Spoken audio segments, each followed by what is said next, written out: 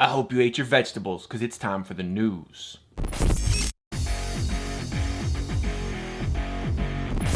How's it going, everybody? This is Dave LeClaire with MUO Tech Bytes, and it is time to take a bite out of the biggest tech stories from the last couple days. So kick your feet up, put them up, come on, put them up. Even if you don't have a recliner, just put your feet up just so we can all laugh at you. And let's get it on and look at the biggest tech stories from the last couple days. Here we go now.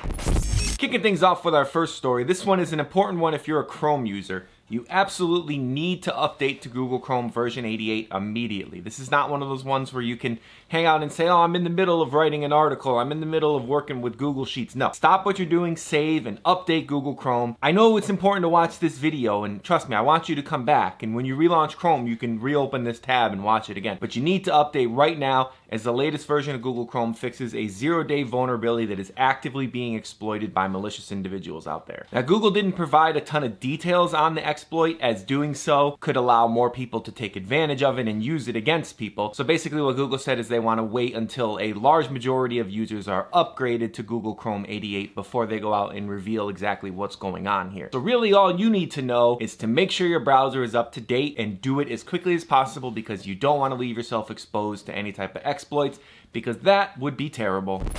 Instagram, Twitter, and TikTok are all cracking down on a group of people who hijack really rare usernames and then sell them for a profit. The group, which is called OG Users, has seen dozens of accounts shut down by the three big social media sites, as they obviously do not want people to be exploited for their username. So if you're somebody that has a very desirable username and it has been hijacked from you, hopefully this shutdown will help you get it back. Now, according to the report, some of these usernames can be worth thousands of dollars. Some examples of usernames are @s and @geek. Single usernames like this are very coveted because they're easy to tell your followers and say, hey, you can follow me at @geek. I mean, who wouldn't want that handle? I would take that handle. I wouldn't pay thousands of dollars for it, and I certainly wouldn't hijack it from somebody. But if I had that handle, I'd be pretty stoked. Interestingly, the accounts ban don't just affect the hackers, but it actually affects the people who bought the accounts too. So if you went out and purchased one of these stolen accounts for thousands of dollars, you're out that money. As far as how these malicious people end up getting these usernames, it usually involves harassment or hacking. They basically exploit the user who has the handle to get it, and then they go to these websites like OG Users and they sell it to other people. It's a very shady operation, and obviously it's one that you don't want to see succeed, so it's good to see that some social media sites like Instagram and TikTok and Twitter are jumping on the bandwagon and getting rid of these accounts. So really what it comes down to is just use two-factor authentication on your social media accounts. That way you're protected from any type of hacking scam and people taking your username. Even if you don't have a crazy desirable username like @L or @G or something like that, you still want to make sure your account's locked down. So two-factor and you'll be safe, or at least safer. The Google Fit app is getting some cool new features, as Google is making it so the app can actually track your respiratory rate and your heart rate directly through your phone's camera. That means you don't need a fitness tracker, you don't need to do anything crazy, you just use the phone you already have. In order to track your respiratory rate, all you have to do is put your phone in a position where it's stable and then breathe with your torso and head in view of your selfie camera. You breathe for a little bit, the phone will then detect your respiratory rate. It can also track your heart rate, and it does this with the rear-facing camera. All you have to do is place your finger over the rear-facing camera and let it read your heart rate. Now, what's interesting about it is you don't have to turn the flash on in order for it to do it. A lot of times when they use a camera to test your heart rate, it needs the flash to be able to get a read on your pulse.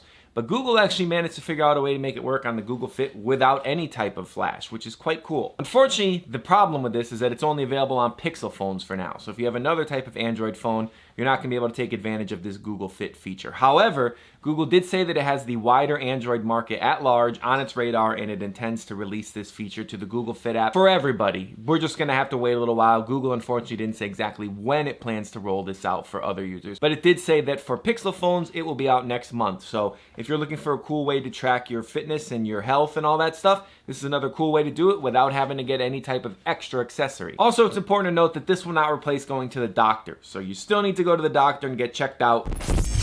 Snapchat has a feature that rolled out fairly recently called Snapchat Spotlight, and basically what it is a way for Snapchat to compete with TikTok, where users can upload short videos and then they go viral and everybody watches them and we all laugh and have a good time. Apparently this feature has been quite successful for Snapchat, as it already has 100 million users uploading thousands of videos every hour. Now the reason for this growth though is not necessarily just because it is Snapchat.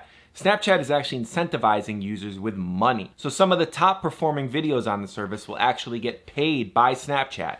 And Snapchat is paying a pretty substantial amount of money to the tune of $1 million a day. Now, obviously not one user is getting $1 million a day. It's spreading that out amongst the top videos of the day, but that's still a lot of money when you compare to TikTok, which doesn't really have a good way for creators to monetize their content. So far, over 2,000 Snapchatters have earned $42 million combined. So that's a lot of money that Snapchat is paying out to get people using this service. But in the end, if it can take over the #1 spot from TikTok, it's probably worth it for the company. So what we don't know as far as the future is whether Snapchat plans to keep this incentive going or if this monetary incentive is only to get users into the service and if it will go away later. Now, obviously, Snapchat is able to make money off of its TikTok competitor and still be profitable, throwing out $1 million a day. I don't see any reason why the company would stop doing it. But if it's costing the company money to run this and they're bleeding $1 million a day and making nothing, it may have to be something that goes away. But if you're a content creator on TikTok and you're like, man, I really wish I could make some money off of these videos that I create, you may want to check out Snapchat Spotlight because you could end up getting paid. Of course, TikTok is not going to just sit around and let Snapchat rise up without doing something about it. And apparently TikTok does have plans to roll out a program that will allow creators to earn money from their content. The details are not clear on that yet, but it is coming. So some way or another, people who are making these videos that get hundreds of thousands and millions of views